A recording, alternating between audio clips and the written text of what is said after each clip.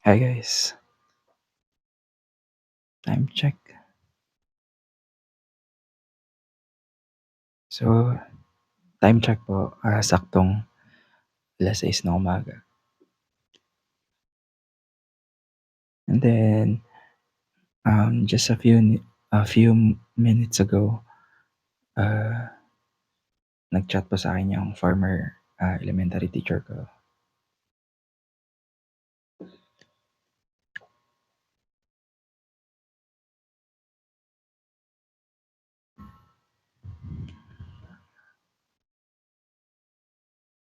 So,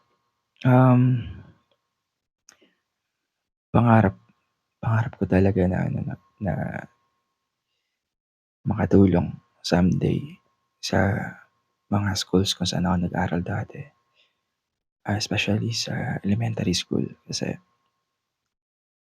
is ito po ay maliit lang na school.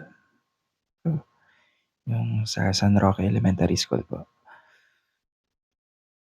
And then chinat po ako ng former, elementary teacher ko, si Ma'am, Christy Sidol. And then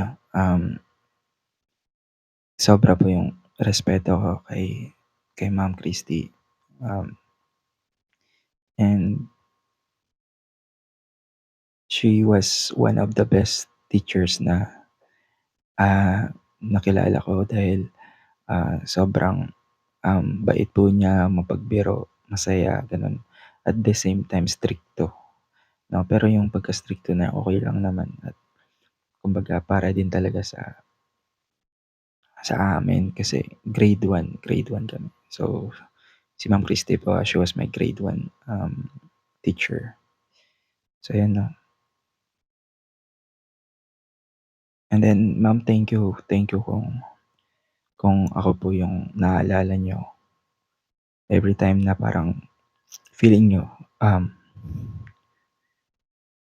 if there is like an alumnus po na puwedeng tutulong sa inyo. Thank you po. Pero sa'kin naman parang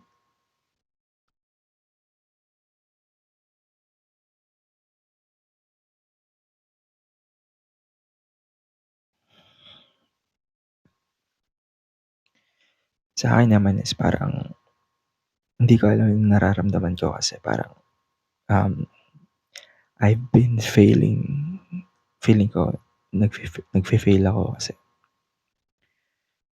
um, ayun parang feeling ko hindi pa ako talagang nandun, hindi pa ako nandun parang gano'n. At, parang nahihiya nga ako sa kanila kasi, um, dati, talagang ano lang talaga siguro naging mataas yung expectation sa akin. Maging mataas yung expectation nila sa'kin and I'm sorry po kung parang hindi pa talaga ako hindi naman talaga ako successful, hindi naman ako mayaman, hindi po ako mayaman and yun nga po nakikita niyo sa ginagawa ko na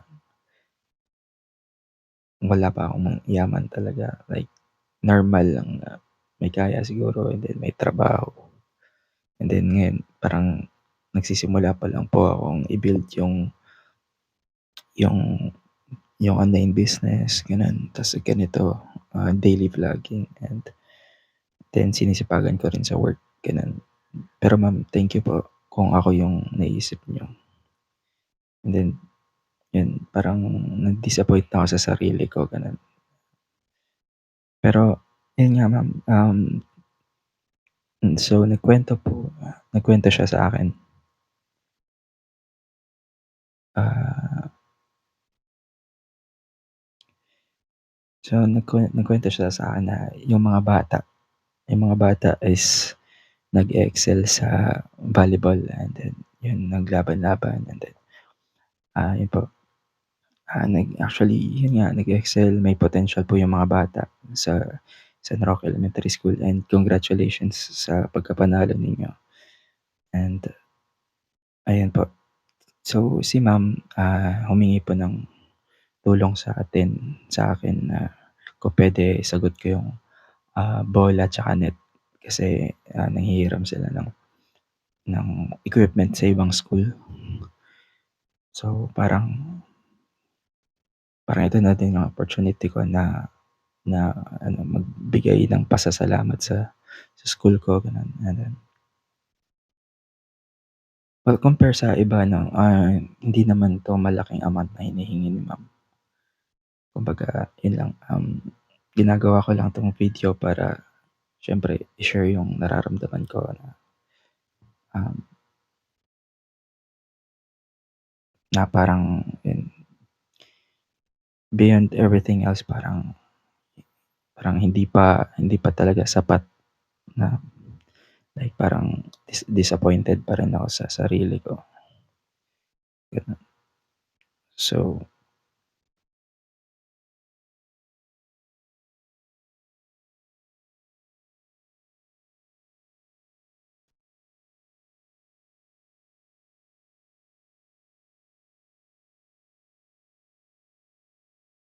but sila yung inspiration ko kasi pinapangarap ko din talaga na, bumalik sa school ko at, you know, mag magbigay ng tulong gano'n.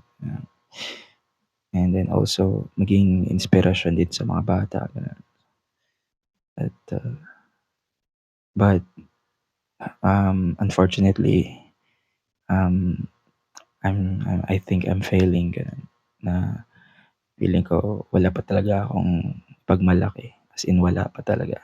Like, so ayun po 'no, so ngayon, tutulungan natin yung school, especially yung mga bata na practice sila, makapag-ensayo. And then, bibilhan natin ng ah, set ng bola tsaka net para sa kanila. And then yun po, and then parang ito yung pasasalamat ko sa school. So, um, Ma'am Christy, thank you po sa pag-reach out and, thank you po sa pagbigay ng tiwala sa akin at I'm sorry ma'am kung hindi hindi pa talaga naman ako ano, nandun. Dito pa lang po ako. Pero thank you ma'am dahil ako po yung naalala niyo at, sobra po yung, respect ko sa inyo at, nagpapasalamat po ako sa school, dahil sa pagbigay sa'kin ng mga magagandang alaala ano, at magandang turo po sa buhay. So, sana po yung mga tulong yung ibibigay kong equipment para po sa mga bata at para yun po hindi na po kayo manghiram sa ibang school. Kaya mahal na mahal ko po kayo.